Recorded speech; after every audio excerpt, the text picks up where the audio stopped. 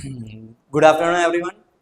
Okay, so today we will discuss about section C के हमें science subject में जब सेक्शन सी अटेम्प्ट करते हैं, है ना, तब कौन कौन सा क्वेश्चन अटेम्प्ट मारने हैं। मैंने टोटल 24 जितने क्वेश्चन सिलेक्ट किए हुए हैं, 24 ऐसे टॉपिक मैंने सिलेक्ट किए हुए हैं जिसमें से क्वेश्चन आने की प्रोबेबिलिटी सबसे ज़्यादा है। क्लियर है एवरीवन? तो अब हम यहाँ पर क्या करने वाला है, अब हम वो देखते हैं। तो हम यहाँ पे देख रहे हैं कि भाई चैप्टर नंबर 1 का सबसे इंपॉर्टेंट टॉपिक जो है वो कौन सा है कि types of chemical reaction. Okay, types of chemical reaction. अब टाइप्स ऑफ केमिकल रिएक्शन की अगर मैं बात करूं तो डायरेक्ट आपको ऐसे नहीं पूछने वाले सेक्शन सी में कि right types of chemical reaction. Okay, they can twist the question. वो सिर्फ चेक करेंगे कि तुम्हारे पास कितना ज्यादा नॉलेज है टॉपिक के रिलेटेड। तो उसके लिए वो एक्स कंपाउंड वाई कंपाउंड इस हिसाब से भी उन लोगों से पेपर सेट हो सकता है। ओके, हमें यहाँ पर सबसे ज़्यादा जिस चीज़ का ध्यान देने का है वो क्या देने का है कि हमें फर्स्ट चैप्टर में हो सके उतनी केमिकल रिएक्शंस याद रखने की। ओके, केमिकल रिएक्शंस पे हमें सबसे ज़्यादा ध्यान देने का है। जैसे कि फर्स्ट क्वेश्चन है यहाँ पर कि types of chemical reaction.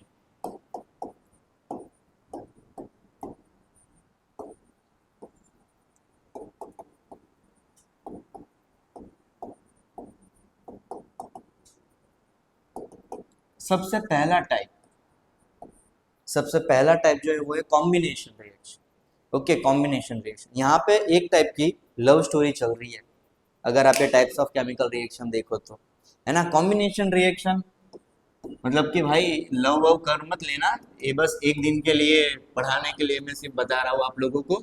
Okay, combination reaction. Combination reaction में होता क्या है, कॉम्बिनेशन रिएक्शन में होता क्या, कॉम्बिनेशन रिएक्शन में एक ए नाम का था आदमी, वो जुड़ जाता है बी के साथ और फिर बनाते हैं ए बी प्रोडक्ट।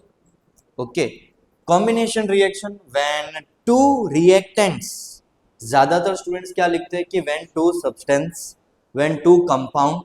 ओके, वो गलत नहीं है, बट पेपर चेकर को सबसे ज्यादा अट्रैक्ट कौन सी चीज करेगी कि तुमने कितना साइंटिफिक टर्म में आंसर को लिखा है। Okay, they will see your approach. Okay, कि आप कैसे आंसर लिखते हैं। यहां पर हम देखें तो combination reaction A plus B gives A B. Okay, हमें सबसे पहले जब भी ये टाइप्स ऑफ केमिकल रिएक्शन पूछे तो आपको यही काम करने का है। पहले हेडिंग दिया combination reaction, then you have to right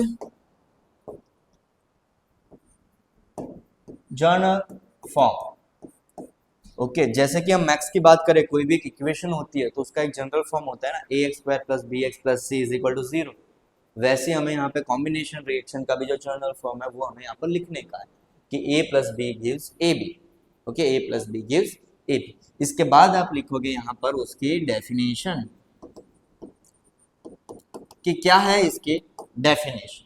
आपको डेफिनेशन भी पता ही होगी, आप बुक में से एक बार स्टडी करोगे, है ना, हमने ऑलरेडी बताया हुआ है अपने रेगुलर लेक्चर्स में यहाँ पर। ओके, और जो अभी नए बच्चे हैं उनको भी मैं बता देता हूँ कि यही पैटर्न में आपको लिखने का है। ओके, पहले जनरल फॉर्म रखिए आप, उसके बाद आपको लिखने का है डेफिनेशन। डेफिनेशन लिखने के बाद आपको क्या बताने का है उन्हें, एग्जाम्पल। Okay, example. एग्जाम्पल आप जब लिखो तो आप ट्राई ऐसा कीजिए कि आप 2 एग्जाम्पल लिखते हो। कॉम्बिनेशन रिएक्शन है तो आप ट्राई ऐसा करना कि आप 2 एग्जाम्पल लिख रहे हो। ओके, जैसे कि नाम अगर आपको पता है कि स्पेसिफिकली उसको हम किस नाम से बता सकते हैं तो वो भी बहुत ज़्यादा अच्छा रहेगा आपके लिए।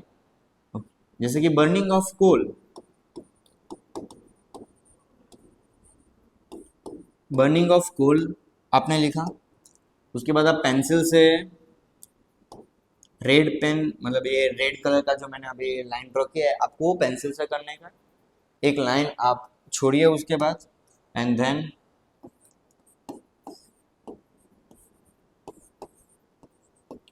ओके, ये क्या है, carbon oxygen carbon dioxide. Okay, second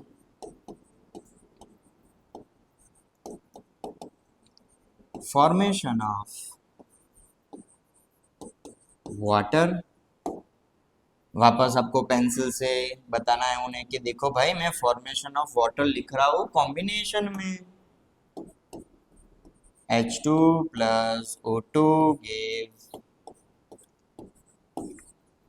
ये हमने लिख दिया। ओके, और आप नेक्स्ट क्वेश्चन का जो आंसर है वो भी आप लिख रहे हो। अब यहाँ पे छूट क्या जाता है अपने से कि मैंने यहाँ पर बैलेंस नहीं किया। जब कभी भी आप केमिकल इक्वेशंस लिखते हो तो ट्राई ऐसा करना कि जब पूरा का पूरा पेपर खत्म हो जाए ना, आपको पता है कि हाँ आपको सब आता है, आपने पूरा का पूरा लिख दिया, मेरा 80 में से 80 आने वाला है, फिर भी एक बार वापस जितनी भी केमिकल अपने रिएक्शंस लिखी है एक बार आप वापस देख लो कि क्या एकदम परफेक्ट है ये, कहीं पे बैलेंसिंग छूट तो नहीं गया। ओके, तो H2O2 यहाँ पे H2O ही लिखा है यार, ये तो बैलेंस नहीं हुआ, इसको बैलेंस करना पड़ेगा अपने को। बैलेंस करते हैं, हाँ हाँ O2, मैंने यहाँ पे 2 रखा तो ये हो गया। यस, अब हम यहाँ पे देख सकते हैं कि बैलेंस केमिकल इक्वेशन है, तो ऐसे आप बैलेंस कीजिए। टाइप्स ऑफ केमिकल रिएक्शन में ये मैंने सिर्फ आपको एक लिख कर बताया कि इस हिसाब से आपका होना चाहिए।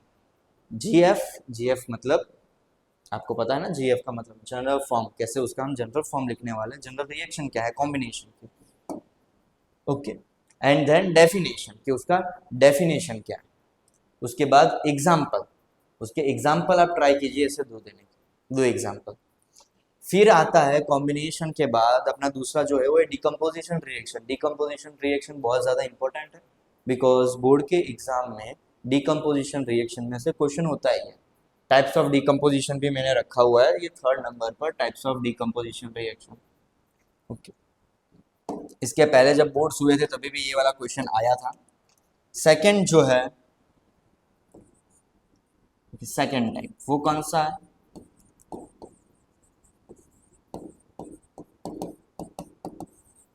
डिकम्पोजिशन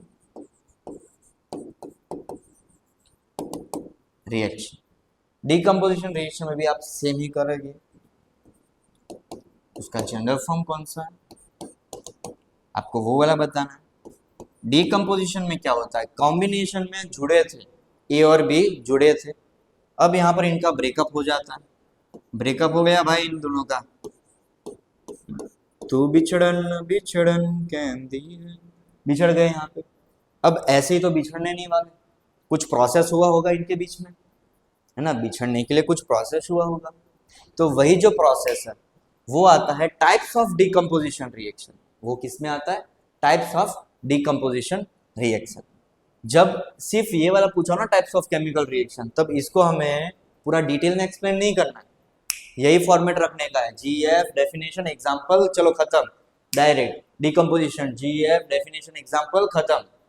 ओके, और ऐसा नहीं है कि आपको चारों के चार पूछेगी टाइप्स ऑफ केमिकल रिएक्शन, आप कोई भी 2 बता दो, तो आपको कोई भी 2 बता देना है। और जब अलग से पूछा हो ये टाइप्स ऑफ डिकम्पोजिशन रिएक्शन, अब पूछा है ऐसा कि भाई तुम डिकम्पोजिशन को पूरा डिटेल में एक्सप्लेन करो, है ना, तो डिकम्पोजिशन हुआ था, दोनों के दोनों बिछड़े थे, तो बिछड़े क्यों थे, तो उसके पीछे भी 3 कारण है भाई। ये जो कंपाउंड है ऐसे तो अलग नहीं हो गया, डिकम्पोजिशन मतलब कि ये दोनों टूटे कैसे, एक दूसरे से स्प्लिट कैसे हुए, डिकम्पोजिशन रिएक्शन का डेफिनेशन ही है।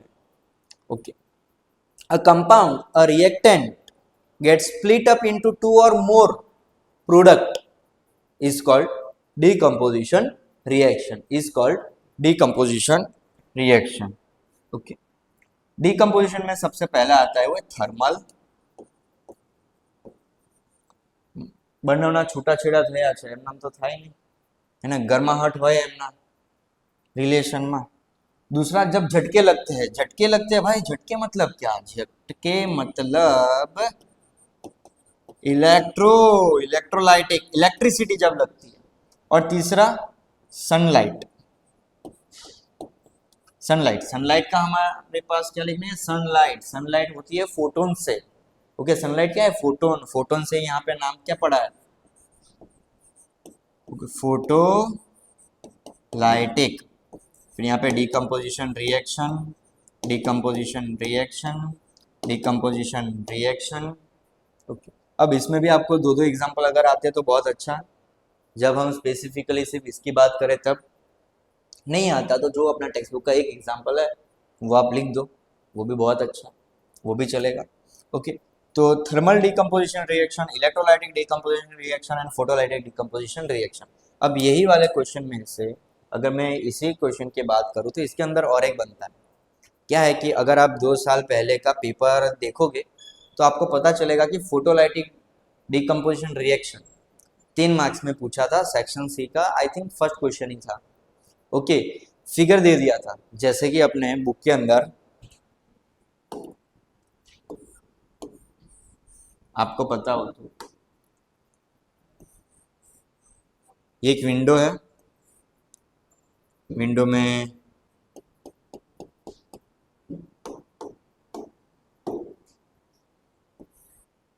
सन की रेज आ रही है,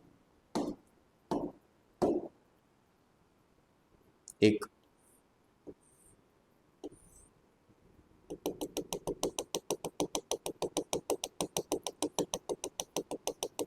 यहाँ पर कुछ कंपाउंड है, ओके, केमिकल कंपाउंड है। अब ये डायग्राम देख के आपको बताने का था कि ये कौन सा डिकम्पोजिशन है। तो देखो यहाँ पे सन दिख रहा है, तो कौन सा है ये वाला, फोटोलाइटिक डिकम्पोजिशन, फोटोलाइटिक डिकम्पोजिशन। अब यहाँ पर आपको जो चीज़ याद रखनी है वो क्या है कि भाई AgCl2 get split up into Ag plus Cl2, AgCl split हो जाता है Ag प्लस Cl2 में। तो वो कलर जो चेंज होता है आपको यहाँ पे वो बताना है। पाउडर फॉर्म मतलब AgCl एक कंपाउंड था, वहाँ से वापस वो Ag में कन्वर्ट होता है, प्योर Ag में, तो उसका कलर चेंज क्या है, आपको ये वाली बात भी यहाँ पे ध्यान रखनी। ओके, ये था अपना क्वेश्चन नंबर फर्स्ट और 3, हमने दोनों साथ में ही कवर अप कर लिए भाई। ओके, मतलब जो डिस्प्लेसमेंट रिएक्शन है उसको भी आप ऐसे ही अटेम्प्ट करोगे। ओके, डबल और फिर डबल डिस्प्लेसमेंट रिएक्शन है उसको भी आप ऐसे ही अटेम्प्ट करोगे। डबल डिस्प्लेसमेंट रिएक्शन वाले में आपको याद रखने का है कि double displacement reaction is also known as precipitation reaction.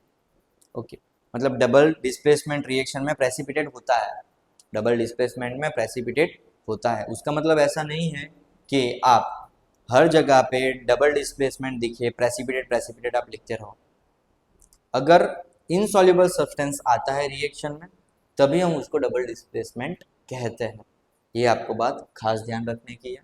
और फिर रेडॉक्स रिएक्शन भी आपको पता है, redox reaction means oxidation and reduction reaction. Second जो है कोरोजन एंड रेंसिडिटी। अब यहाँ पर जो बात आती है वो क्या आती है कि सर ये जो कोरोजन वाला टॉपिक है वो हम कौन सा लिखे, फर्स्ट चैप्टर में भी एंड सर ये वाला क्वेश्चन थर्ड चैप्टर में भी, मतलब ये जो टॉपिक है दोनों में आता है, फर्स्ट में भी आता है और थर्ड में भी आता है। अब यहाँ पर बात ये रहती है कि आपको कितने मार्क्स में पूछा गया है। कोरोजन एंड रेंसिडिटी अगर दोनों के दोनों साथ में है, जैसे कि कोई भी एक नंबर पर आपको क्वेश्चन आया है, एक क्वेश्चन कोरोजन है और सेकंड है रेंसिडिटी, तो कोरोजन मतलब क्या आपको वो बताना है। चलो भाई,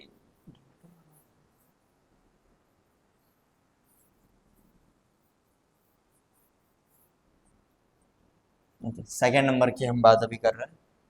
okay, second number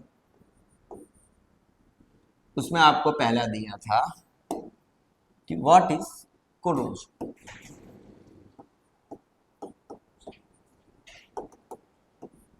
okay, corrosion. अब यहाँ पर बात क्या रहती है कि बहुत सारे स्टूडेंट्स यहाँ पर लिख डालते हैं डायरेक्ट रस्टिंग। सिंपल ऐसे लिख देते हैं कि when ion react with water और एयर इज कॉल्ड कोरोजन। आपको ये चीज नहीं लिखनी, आप एक स्पेसिफाइड नाम बता दे रहे हो एलिमेंट का कि आयन के साथ जब हाइड्रोजन ऑक्सीजन जुड़ता है तो वो कोरोजन हुआ। आपने ऐसा लिख दिया कि when ion reacts with, okay, आपने लिखा भाई चलो ऑक्सीजन, बहुत अच्छा आप लिख रहे हो, ऑक्सीजन के साथ साथ आपने ऐसा भी लिखा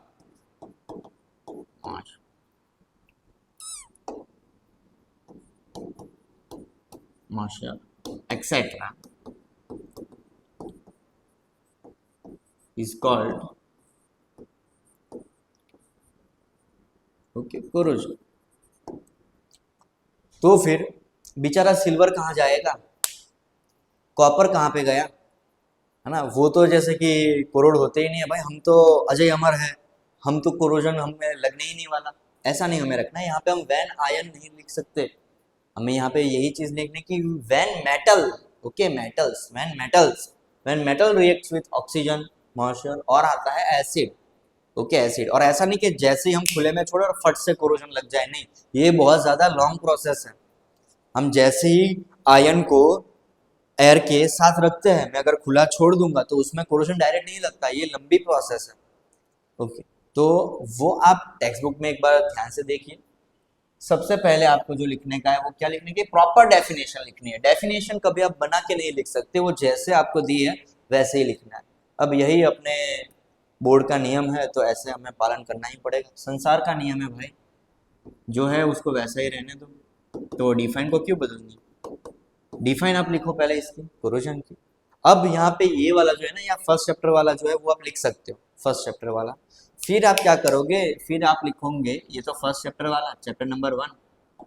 फिर आएगा चैप्टर नंबर 3 वाला पॉइंट। पता है आपको, चैप्टर नंबर 3 टेक्स्ट बुक के आप जब पेज ऐसे घुमाओगे, चैप्टर नंबर 3 में इस साइड पर ऐसे 3 डायग्राम दिए हुए हैं। वो जो 3 डायग्राम है ना, वहां पे ऊपर कोरोजन वाला जो टॉपिक है ना, उसमें 3 पॉइंट है, 3 पॉइंट है। वो जो 3 पॉइंट है वो आपको एज इट इज लिखना है।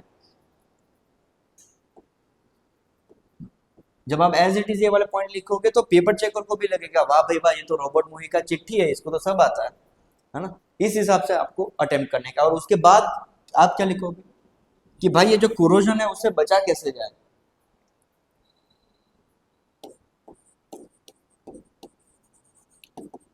प्रिवेंशन या फिर प्रोटेक्शन,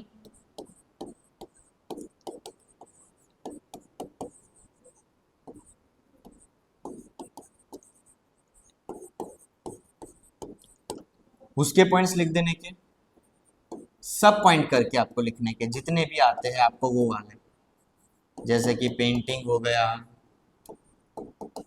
ऑयलिंग ग्रीजिंग हो गया, ओके, और उसके बाद गैल्वेनाइजेशन। जैसे कि गैल्वेनाइजेशन इंपॉर्टेंट है तो आप उसके नीचे अंडरलाइन कर दो, तो उनको भी ऐसे दिखेगा पहले ही नजर में। पहली नजर में मतलब पहली नजर बहुत इंपॉर्टेंट होती है। और फिर एलॉय फॉर्मेशन, ओके, ऐसे आप आगे और भी लिख सकते हो, क्रोम प्लेटिंग हो गया, ओके। बट हाँ, वैसे आपको थोड़े बहुत बता देने के कि आप कैसे प्रोटेक्ट कर सकते हो इन कोरोजन। रेंसिडिटी, अब रेंसिडिटी पे भी मैं एक पॉइंट आपका ओके नोट डाउन करना चाहता हूँ कि क्या होता है रेंसिडिटी वाला। जब हम अटेम्प्ट करेंगे तो रेंसिडिटी भी सबको पता है, जब 10th स्टार्ट हुआ था तब से हम पढ़ रहे हैं कि जो ऑयली फैटी खाना होता है सड़ जाता है तो उसको रेंसिडिटी बोलते हैं, हम ऐसा लिखते हैं। स्मेल आने लगती है, टेस्ट खराब आने लगता है, तो वो रेंसिडिटी में हो गया, रेंसिड फूड है वो, ओके रेंसिड है वो।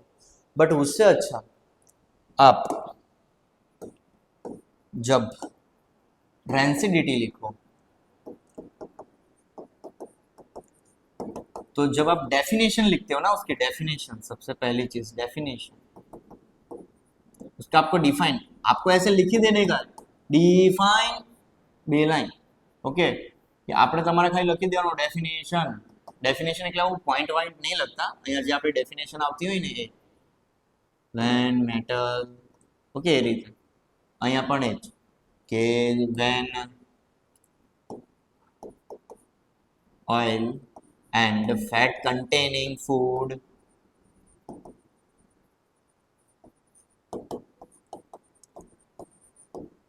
exposed to air it get oxidized। यहाँ पे जो वर्ड आपके आंसर में दिखना चाहिए वो क्या है, ऑक्सीडाइज। मतलब कि ये जो टॉपिक है यही कौन सा टॉपिक है, कोरोजन रेंसिडिटी, ऑक्सीडेशन वाला ना।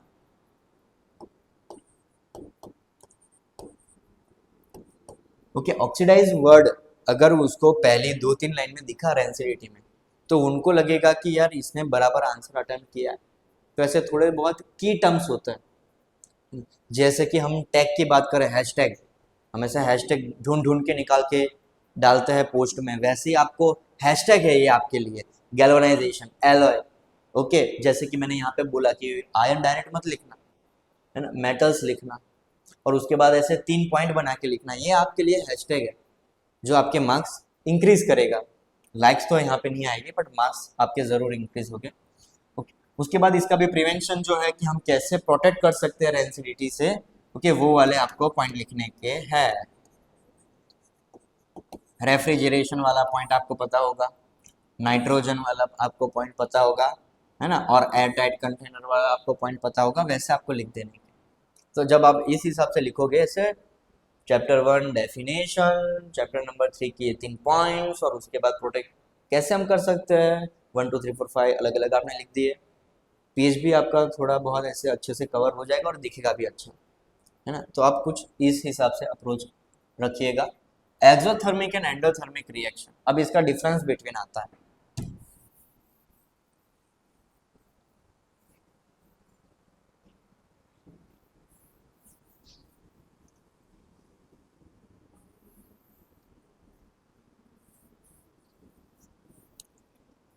तो एक्सोथर्मिक एंड एंडोथर्मिक, अगर आपको पूछा गया है कि आपको डिफरेंस बिटवीन कि या फिर differentiate between this and that, कहीं पे भी आपको डिफरेंस बिटवीन दिखता है, आपको क्या करना है, एक ही चीज आप तब परफॉर्म करेंगे, पेंसिल से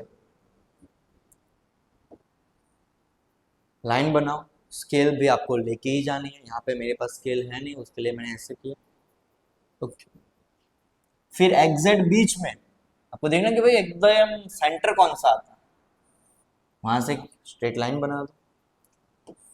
जैसे ही आपका एक पॉइंट खत्म होता है और यहाँ पे मान लो 3 लाइन आपने यूटिलाइज कर ली, डायरेक्ट आप सेकंड पॉइंट यहाँ पे नहीं रखोगे, इधर ही आपको लिखने का है।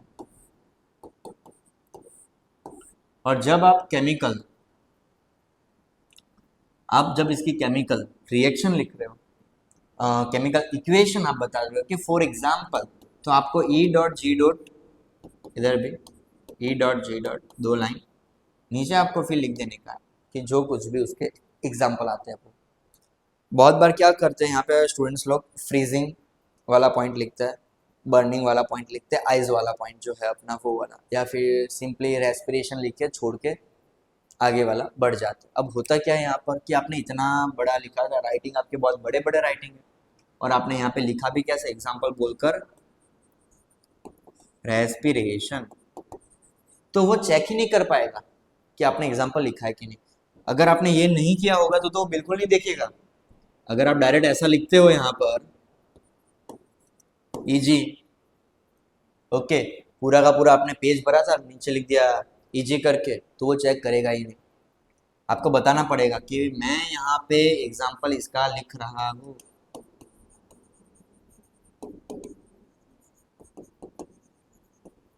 है ना। और आपको अगर रेस्पिरेशन रिएक्शन आता है उसका इक्वेशन, तो आपको इक्वेशन लिखना ही है। इक्वेशन आप जब लिखोगे तो उसके मार्क्स आपको मिलेंगे। ओके, आपको मार्क्स मिलने ही वाले। और यहाँ पे बात रहती है हीट, एंडोथर्मिक एक्सोथर्मिक है, तो हीट हमें भूलने की नहीं है। और अगर आप हीट ना लिख सको तो आपको सिंबल लिखना है, जो कि हीट सब लिख सकते हैं, बट अगर आप ये वाला सिंबल रखोगे तो भी कोई मार्क्स नहीं काटेगा। बट मैं यही बोलता हूँ कि ज़्यादातर आप इसको ही फॉलो करो ना। बहुत बार ऐसा होता है कि कुछ कुछ नए टीचर्स जब एग्जामिनर के हिसाब से आता है, बहुत जल्दी में वो देख भी नहीं पाते, क्योंकि आप लोग एरो ऐसे करते हो हर एक रिएक्शन में, और आपने यहाँ पे ऐसे ट्राइंगल भी बना दिया, तो फिर ये देख ही नहीं पाएगा वो ट्राइंगल, इसका वो मतलब क्या समझे एग्जामिनर, तो इसके मार्क्स नहीं मिलते, शायद आपका मार्क्स कट हो सकता है। तो हमें छोटी से छोटी चीज़ों पे भी ध्यान रखने का है। मैं तो वही बोलूँगा कि अभी आप 11th-12th में जाके सिंबल मारो, अभी आप यहाँ पे सिर्फ हीट लिखो, हीट। एनर्जी भी आप लिख सकते हो, टेब्यूलर फॉर्म भूलने का नहीं है, टेब्यूलर फॉर्म में हमें लिखने का है जैसे मैं बता रहा हूँ वैसे। फिर आता है बैलेंसिंग द गिवन इक्वेशन, ये तो बहुत इजी है। एंड देन थर्मिट प्रोसेस, हा, बड़ा ही प्यारा question, thermite process. Thermite process है ये आपको याद रखने का। थर्मिट प्रोसेस में क्या होता है, यही एक ऐसी प्रोसेस हम ये वाले टेक्स्ट बुक में देखते हैं कि जहाँ पे हमें Fe मॉल्टन स्टेट में मतलब लिक्विड स्टेट में मिलता है। ये वाली रिएक्शन में आपको प्रोसेस में थर्मिट प्रोसेस जो है उसमें you have to show states of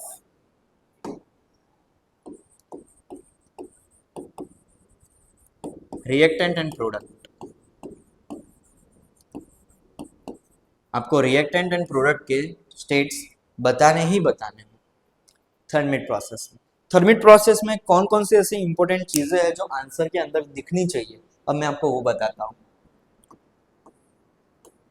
जैसे कि जहां तक मेरा नॉलेज है मैं ये बताऊंगा कि भाई थर्मिट प्रोसेस है वो एक टाइप की डिस्प्लेसमेंट रिएक्शन है ना, डिस्प्लेसमेंट रिएक्शन है। एल्यूमिनियम जो होता है वो ऑक्सीजन छीन लेता है आयन के पास। तो आपका ये वाला पॉइंट तो होना ही चाहिए कि ये कौन सी है, ये है डिस्प्लेसमेंट रिएक्शन। आपके जो आंसर में ये वाला वर्ड दिखना चाहिए, displacement reaction.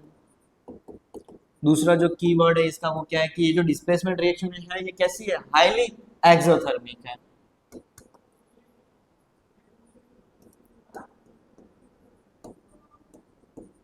Highly exothermic reaction है। ओके, ये पॉइंट्स है जो आपके आंसर को बहुत ही ज़्यादा अच्छा बनाएगी। और फिर इक्वेशन जब आप लिखो, मैंने जैसे कि अभी बोला,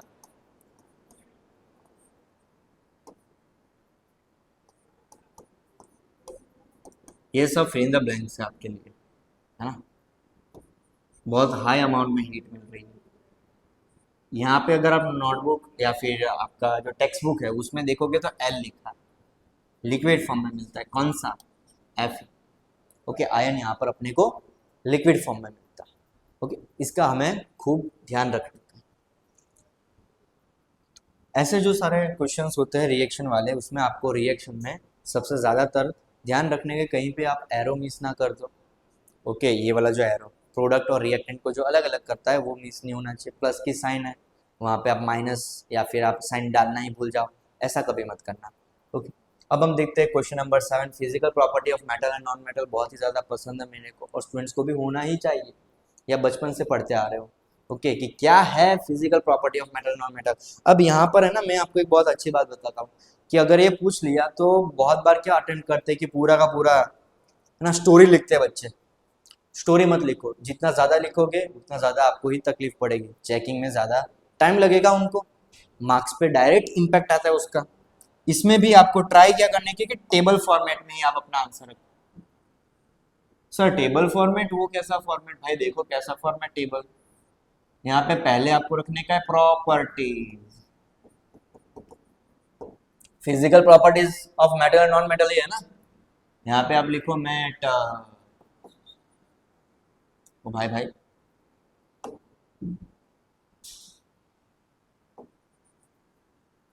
एंड देन नॉन मेटल।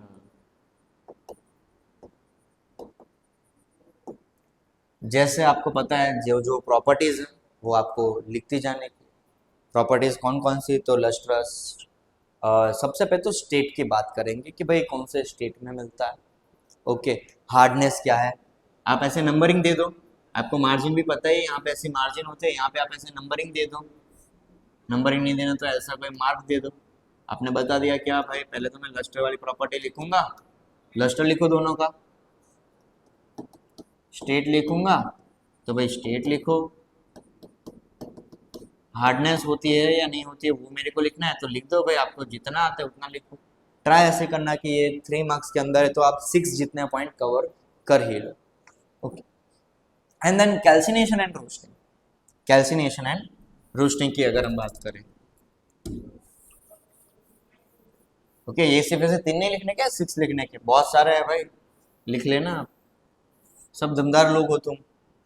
अब आता है अपना 8 number, calcination and roasting. Calcination and roasting में क्या करोगे, उसमें भी वही आपको लिखने का है भाई कि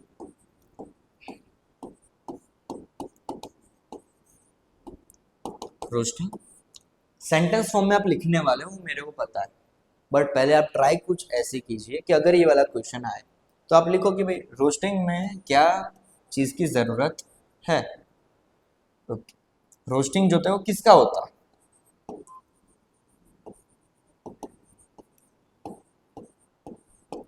और इसमें एक्सेस ऑफ एयर चाहिए। यही चीज एग्जैक्टली आप लिखोगे ऐसे, उसके बाद मार्जिन है यहाँ पे ऐसे पॉइंट डालकर आपको सेंटेंस फॉर्म में लिखने का है। एंड देन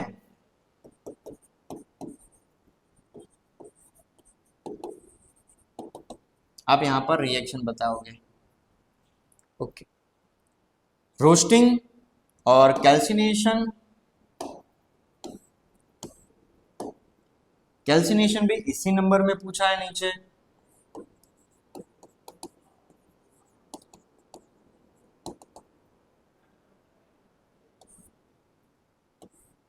अब इसमें कौन सा और होता है? कैल्सिनेशन, सी फॉर कार्बोनेट, भाई कार्बोनेट एयर और कार्बोनेट और होता है, और यहाँ पे एक्सेस ऑफ एयर था, यहाँ पे लिमिटेड एयर होती है। ओके, लिमिट लगा देते हैं भाई हम एयर पर, लिमिटेड एयर होती है। देन सेम चीज, description, descriptive form, and then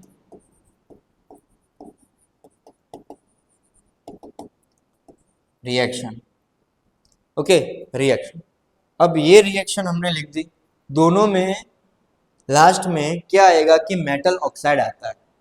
reaction में यहाँ पे at the product side metal oxide रहता है, यहाँ पे भी क्या रहेगा? प्रोडक्ट साइड मेटल ऑक्साइड रहेगा। तो अब मेटल ऑक्साइड में से हम ऑक्सीजन को कैसे रिमूव करेंगे? रिडक्शन रिएक्शन होता है, वो किसके साथ हो रहा है? कोक के साथ, कार्बन के साथ, सी के साथ हो रहा है। तो आपको इसके बाद ऐसे आप लिख रहे थे, दोनों के लिए अब आप कॉमन एक पॉइंट लिख सकते हो यहां पर, मेटल ऑक्साइड का मैं रिएक्शन करवा रहा हूं कोक के साथ, और मेरे को प्योर मेटल अब मिल रहा है। आप ऐसे बताओ, 1 पार्ट 2 पार्ट एक ही पेज पर। Clear everyone? इस हिसाब से आपको रखने का।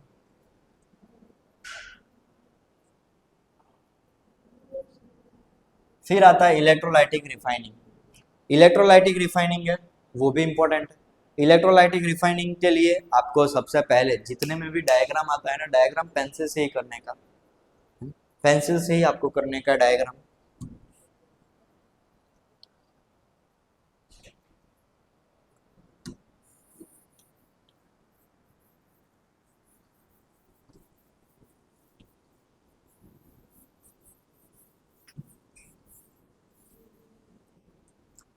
आपने पेंसिल से डायग्राम किया। ओके, सबसे पहले डायग्राम पेंसिल से, इलेक्ट्रोलाइटिक रिफाइनिंग वाला ऐसा वेसल होता है, आपको पता ही है ऑलरेडी क्या डायग्राम है। ओके, एनोड मड यहाँ पे आप बता देते हो। और फिर इतना भी अपने पास ज़्यादा समय नहीं है, उसके लिए मैं थोड़ा स्पीड में जा रहा हूँ। Okay, done. आपने सबसे पहले डायग्राम बताया, डायग्राम पेंसिल से रखो। बहुत लोग बोलते हैं सर तो लेबल हम ना करें तो चलेगा? नहीं चलेगा, बिल्कुल भी नहीं चलेगा भाई। आपको बताना है कि ये क्या है, ये एनोडिक मड है, एनोड मड है, आपको बताना ही है ये एनोड मड। ओके, फिर कैसे प्योर मेटल फॉर्म होता है। Then first is diagram, second at cathode, cathode पे क्या है तो आप ऐसा ही लिखोगे, कैथोड एनोड, दिख रहा है ना, ये पेपर चेकर को डायरेक्ट पता चल जाएगा कि भाई कैथोड पे ये लिखा है, एनोड पे ये लिखा है। आपका फिर प्रेजेंटेशन नीचे सेंटेंस में क्या लिखा है उतना ज्यादा ध्यान नहीं देगा, कैथोड दिखा, एनोड दिखा, आपको फिर लिखने का है कि इलेक्ट्रोलाइट। आपने क्या यहाँ पे यूज किया सॉल्यूशन में, इतना वो देखेगा, डायरेक्ट राइट करके मार्क्स दे देगा। बट हाँ, ये वाली चीजें आपको राइट लिखनी है, ऐसा नहीं मैं कुछ भी यहाँ पे लिख दूँ, है ना, राइट लिखना है यहाँ पर आपको। ये देख, इस हिसाब से अगर आप लिखोगे, सेंटेंस में ज्यादा नहीं जाने का, ऐसे ही आपको लिखने का, मजा आ जाएगा भाई को। फिर पेपर चेक करके फिर वापस यहाँ पे आपको डिस्क्रिप्शन में जो कुछ प्रोसेस हो रहा है, आयन एक्सचेंज जो हो रहे हैं, इक्विलिब्रियम आता है यहाँ पे, अगर आपको पता हो तो, है ना, वो वाला पूरे का पूरा प्रोसेस लिखना है। तो ये भी इस हिसाब से आप रखोगे अपना आंसर, है ना। प्रेजेंटेशन इंपॉर्टेंट है यहाँ पर। Electron dot structure of ionic compound, यहाँ पे मैंने इलेक्ट्रॉन डॉट स्ट्रक्चर, वो तो 4th चैप्टर का, आप यहाँ पे ला रहे हो सर, ये आयोनिक कंपाउंड का फॉर्मेशन वाला है।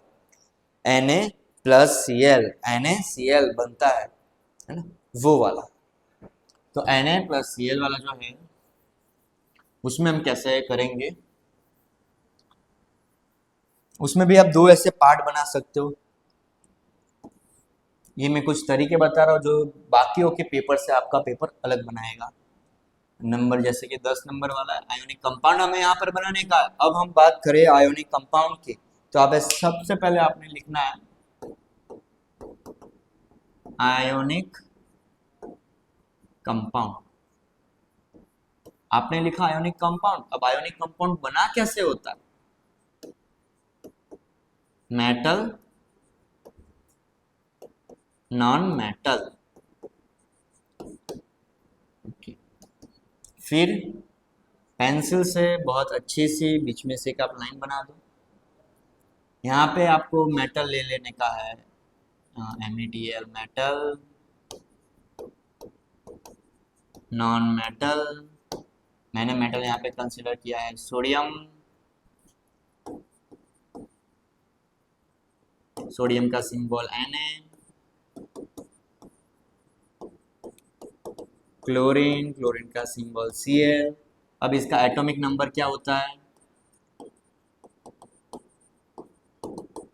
11, इसका एटॉमिक नंबर क्या होता है 17, फिर इसका इलेक्ट्रॉनिक कॉन्फ़िगरेशन क्या होता है 2,8,1, इसका इलेक्ट्रॉनिक कॉन्फ़िगरेशन क्या होता है, ओ भाई भाई ये, हाँ बराबर 2,8,7। अब ये क्या करेगा, यहाँ पे एक लूज करेगा, तो आपको इस हिसाब से ही रखने का। फिर एट द एंड यहाँ पे लास्ट में क्या बनेगा Na+ बनेगा, यहाँ पे बनेगा Cl-। फिर उसके बाद आप ये दोनों का मिलन करवा दो। इस हिसाब से आपको यहाँ पे रखने का। आप समझ गए होगे मैं कैसे बताना चाह रहा हूँ ये आंसर को। एंड देन आता है अपना एलॉय। एलॉय से ये भी इंपॉर्टेंट टॉपिक है एलॉय। एलॉय वाला इंपॉर्टेंट है, आप एक बार देख लीजिएगा कि ये किस हिसाब से होता है। एलॉय को क्या हम बताते हैं, एलॉय में भी जो एक चीज़ आती है वो क्या आता है कि homogeneous mixture of metal with metal और metal with non metal. Okay, ये वाला आपको पॉइंट मेंशन उसमें करने का रहेगा एलॉय वाले में। और उसके बाद जो एलॉय की एग्जांपल्स है आपको वो बताने हैं कि भाई ब्रोंज एलॉय में आता है, ब्रास वो भी एलॉय में आता है।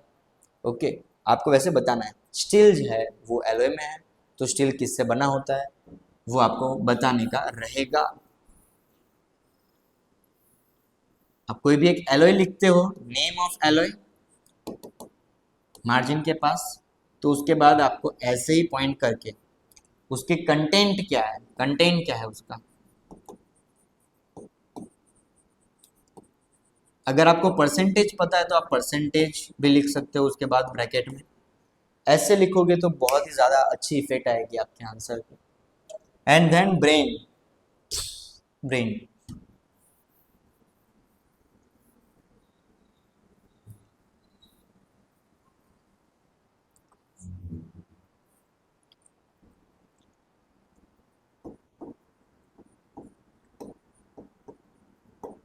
ओके, ब्रेन, ब्रेन के 3 पार्ट होते हैं। ओके, तो वो आपको 3 पार्ट जो है वो आपको बताने के 3 पार्ट कौन कौन से। नो डाउट आपको पूरा का पूरा आंसर आता है, मैं जानता हूँ आपको पूरा आता है। फिर भी आप अगर ऐसे लिखोगे ना उनको सिर्फ बताने के लिए कि भाई ब्रेन के ऐसे 3 पार्ट होते हैं, तो भाई fore brain, mid brain, hind brain, सिर्फ आपको एक बार ऐसे बताना है। उसके बाद यहाँ पे आप वापस लिखना स्टार्ट करो कि भाई फोर ब्रेन क्या है,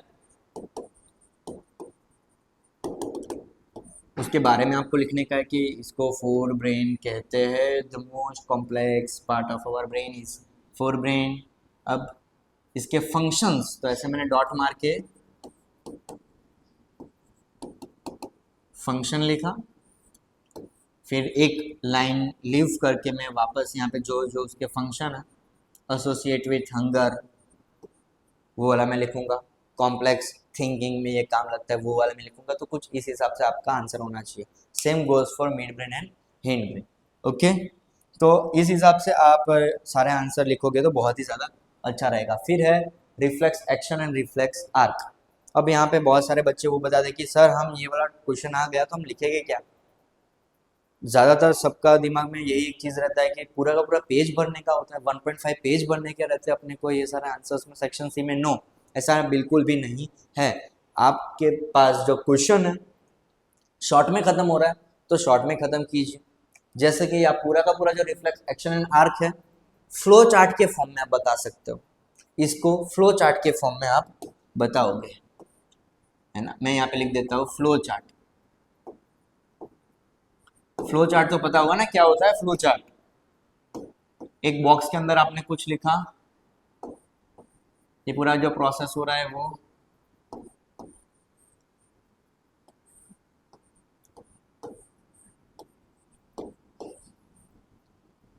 ऐसे। अब इसका मतलब ऐसा नहीं कि सर पूरा का पूरा फ्लो चार्ट में हम लिख डाले आंसर सारे के सारे लिख दे, तो नहीं। जहाँ पे एक्शन पूछा है, आर्क पूछा है, तो आर्क आपको बताना है, तो आर्क आप ऐसे ही करोगे। एक्शन में क्या हो रहा है तो वो आपको थोड़ा बहुत डिस्क्रिप्शन लिखना पड़ेगा। देन आता है neuron and nerve tissue. Neuron and nerve tissue की बात करें तो उसमें भी आप सबसे पहले डायग्राम कीजिए। डायग्राम करने के बाद क्या होता है कि उसके जो बॉडी पार्ट्स है उसको अलग अलग आपको लिखने के। डायग्राम में सबसे पहले डेंड्राइट आता है तो डेंड्राइट्स, सेल बॉडी के, हाँ बाद में cell body, cell body axon, axon का क्या काम है, नर्व एंडिंग, नर्व एंडिंग लिखा उस हिसाब से। Then vegetative sorry plant hormones, plant hormones पूछा गया हो अगर, हालांकि ये पूछा जाता है ज़्यादातर सेक्शन ए के लिए, बट पूरा का पूरा प्लांट हार्मोन आपको एक्सप्लेन करना है तो उसमें जो 4 है प्लांट हार्मोन्स वो आपको एक्सप्लेन करने के 1 by 1। Okay, and then vegetative propagation with advantage. Vegetative propagation with advantage तो उसमें भी आपको बताने का कि वेजिटेटिव प्रोपोगेशन रूट से करने वाले कौन से, लीव्स से करने वाले कौन से। ओके, आपको ये वाला बताना है। आपने सिर्फ एक बार लिख दिया कि भाई वेजिटेटिव प्रोपोगेशन मतलब ऐसी चीज़ जो हमें सीड्स नहीं डालने पड़ते अपने आप हो जाता है, बट वो कैसे कहाँ से होता है आपको वो वाली चीज़ मेंशन करने की, वेजिटेटिव प्रोपोगेशन विद एडवांटेजेस। 6 रे diagram of concave mirror and 6 रे डायग्राम ऑफ कॉन्वेक्स लेंस। ये सारे के सारे पूछते नहीं है, मैंने बोला कि ये प्रैक्टिस वर्क, ये इंपॉर्टेंट है भाई, ये आईएमपी है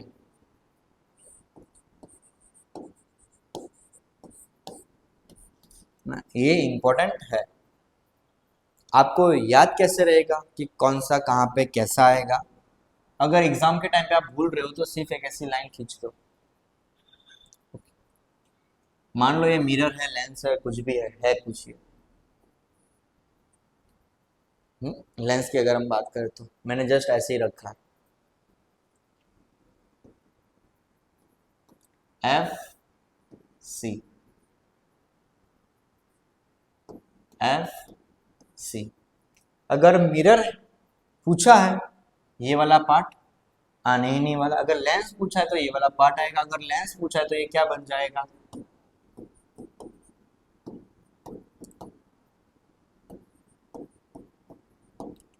ओके।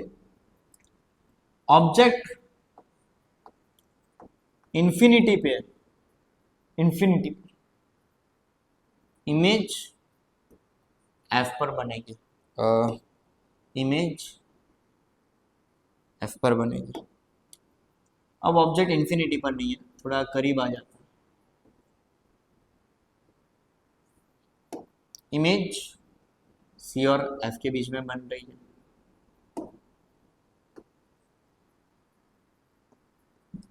अब ऑब्जेक्ट एग्जिट सी पर है,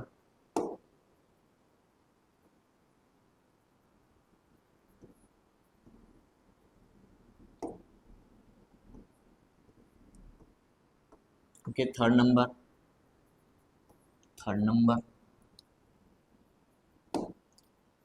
अब सी और एफ के बीच में फोर्थ, इमेज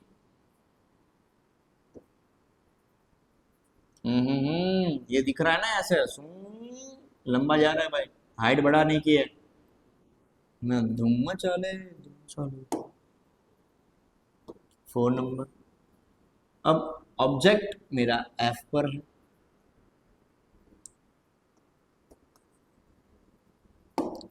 इमेज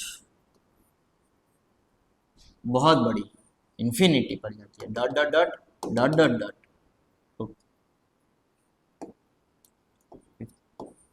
तो आपको दिख रहा होगा 1 2 3 4 5, वैसे यहाँ पे 1 2 3 4 5, यही आपको चीज रखने की है। 1 2 3 4 5, 1 2 3 4 5 भूलना नहीं है। और जो लास्ट वाला जो केस है उसमें इस तरफ आपको इमेज बता देने की है। ओके, ये कैसे होती है? ये होती है वर्चुअल एंड इरेक्ट, बाकी सारे के सारे कैसे रहने वाले हैं? रियल एंड इनवर्टेड, है ना।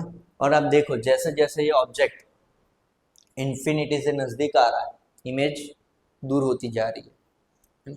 आपको यहाँ पे ध्यान क्या रखना है जब आप ये बनाओ तब?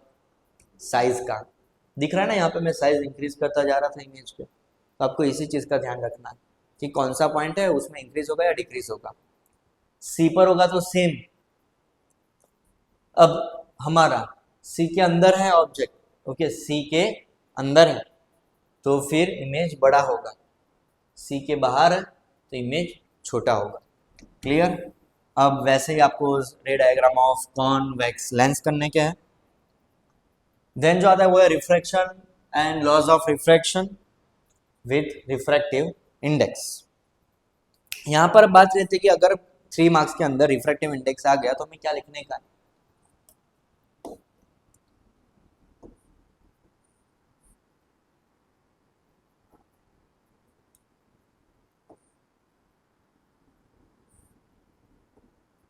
ये बेंड टुवर्ड्स द नॉर्मल, ये नॉर्मल की तरफ आ रही है।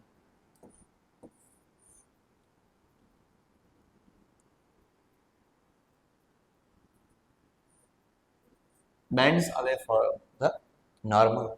अब यहाँ पे चीज क्या रहती है? मीडियम, कि कौन से मीडियम से कौन से मीडियम में गई, 1 to 2 में या 2 to 1 में? 1 to 2 में जा रहा है या 2 to 1 में? अब अपना टेक्स्ट बुक का जो टॉपिक है वो बहुत ज़्यादा बड़ा है, आपको वो नहीं लिखना है। ओके, टेक्स्ट बुक में आपको अटेम्प्ट क्या करना है, ऐसा नहीं कि वो पूरा का पूरा नहीं लिखना, कुछ कुछ पॉइंट है जो मैं आपको बताता हूँ कौन से लिखना है।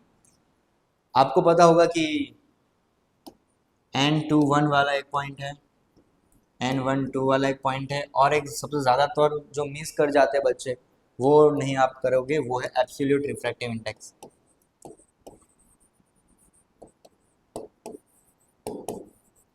एब्सोल्यूट रिफ्रैक्टिव इंडेक्स क्या होता है सर? तो N is equal to C upon V। C क्या है? C है 3 × 10⁸ मीटर पर सेकेंड, वैक्यूम की स्पीड। ये मीडियम वाला है, ये है एब्सोल्यूट रिफ्रैक्टिव इंडेक्स अपना वैक्यूम वाला। ओके, तो इसके ऊपर आप डिस्क्रिप्शन लिखोगे जो बुक के अंदर एग्जैक्ट, ये ब्लू कलर का पता है ना, वो ब्लू कलर का पूरा लिखा हुआ है, उसके ऊपर जो 2-3 लाइन है आपको वो लिखना है, और सेम चीज आप यहाँ पे भी रखोगे। ओके, इस बात का आपको सबसे ज़्यादा ध्यान रखने का है textual numerical of light. Light chapter में जो न्यूमेरिकल्स है, ओके, सम जो है वो आपको सबसे ज़्यादातर ध्यान रखना है उसका। ओके, सम्स में कोई भी टाइप की गड़बड़ नहीं होनी चाहिए। मोस्टली स्टूडेंट्स ये गड़बड़ कर देता है कि पता ही नहीं होता है कि सर हम माइनस कब ले प्लस कब ले, ऐसा कुछ भी नहीं है। देखो 2 ही टाइप की चीजें है अपने पास, सब याद रह जाएगा, सबका सब कुछ, सिर्फ यहाँ पे थोड़ा बहुत ध्यान दो। कॉन्वेक्स, ये आपको दिख रहा है, ये क्या है? क्या है ये? बोलो भाई। एक्स है, एक्स है ना। आपको तारे जमीन वाला ईशान बन जाना है, इसको थोड़ी देर के लिए एक्स नहीं, आप इसको मानोगे कि ये प्लस है, प्लस। एक्स का मतलब क्या हुआ? प्लस। और ये जो कॉनकेव है ये है माइनस। अब कुछ भी हो क्वेश्चन, मिरर हो या लेंस हो, कॉन्वेक्स लेंस, कॉन्वेक्स मिरर, आपको जो फोकल लेंथ है, फोकल लेंथ,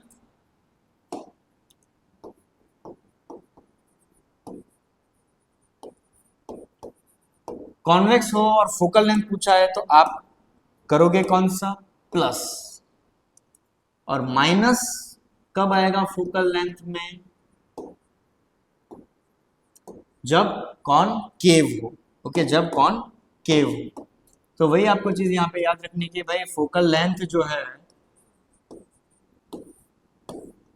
वो मिरर या लेंस, ओके, मिरर हो या लेंस, कॉनकेव हो, कॉन्वेक्स, कॉन्वेक्स है तो मिरर में भी प्लस, लेंस में भी प्लस, कॉनकेव है तो minus minus. Okay, focal length में मिस्टेक नहीं होनी चाहिए, आगे आपकी मिस्टेक होगी भी नहीं अगर फोकल लेंथ में हुई तो। और हमेशा याद रखने का जो यू होता है ना, U always negative, U always negative, उसका आप यहाँ पे सबसे ज्यादा ध्यान देना। Then series parallel connection of resistors, ये बहुत ही अच्छा टॉपिक है, series parallel connection of resistors, ये भी 3 मार्क्स के लिए इंपॉर्टेंट है। And then heating effect of electric current, heating effect of electric current का मतलब क्या कि ये कौन सा टॉपिक है, ये है joules law of heating, joules law of heating, Ohm's law. अब ओम्स लॉ में जब आप आंसर लिखते हो 3 मार्क्स के लिए, पूरा डिस्क्रिप्शन आपने लिखा, मैथमेटिकल आपने फॉर्म पे लिखा, V proportional to I, V is equal to constant into I, V upon I is equal to constant, V upon I is equal to R, R क्या है भाई, तो R है रेजिस्टेंस, ये तो आप लिखने ही वाले हो। बट इसके साथ साथ जब आप ये लिखते हो तो यहाँ पे थोड़ी बहुत जगह होगी, एकदम बीच में मत रखना, ये जब कभी भी आप ये आंसर अटेम्प्ट मारते हो ना तो ये मार्जिन के पास ही रखना है इसको, ये चीजों को। तो यहाँ पे जो जगह है वहां पे आपको ग्राफ बनाना है और लिखने का है टेम्परेचर कांस्टेंट, तो पेपर जगह वो भी अच्छा लगेगा थोड़ा बहुत कि हाँ भाई अच्छा लिखा है इसने। एंड उसके बाद 24 नंबर में आते हैं न्यूमेरिकल्स रिलेटेड टू पावर, ये जो सारे के सारे जो न्यूमेरिकल है वो मैं आपको एग्जाम आपकी होगी उसके एक दिन पहले लाइव लेक्चर में करवाने ही वाला हूँ। न्यूमेरिकल्स में हर साल करवाता हूँ और वैसे हम करेंगे न्यूमेरिकल रिलेटेड टू पावर, उसकी मैं ट्रिक्स बताऊंगा, टिप्स बताऊंगा। जैसे कि पावर से मेरे को याद आया अभी, एक फॉर्मूला है मेरे भाई पावर की, एक तो नहीं ऐसे तो बहुत है, P is equal to V I, P is equal to I square R, P is equal to V square upon R। 3 में से कौन सी फॉर्मूला हम कब लगाएंगे कौन से क्वेश्चन में, मैं ये भी आपको बताऊंगा। Clear? So all the best. मैंने जैसे आपको बताया है वैसे ही आपको अप्रोच रखने का एग्जाम का, और प्रेजेंटेशन इज द मस्ट। वो लाखों पेपर में आपका पेपर अलग कैसे होता है आपको वही ध्यान रखने का, और वो ध्यान आप कैसे रखोगे पेपर का, कितना आपको आता है वो नहीं बताना है, आपको जो आता है वो रिप्रेजेंट आप कैसे करते हो, आपका प्रेजेंटेशन कैसा है, वही सबसे ज्यादा मायने रखता है। जैसे कि पता है हम पीपीटी देखते हैं, interactive PPTs, power point presentation, तो वैसे ही आपको इंटरैक्टिव बहुत ही अच्छा खासा आपको प्रेजेंटेशन अपना रखना है। ओके, थैंक यू, जय हिंद।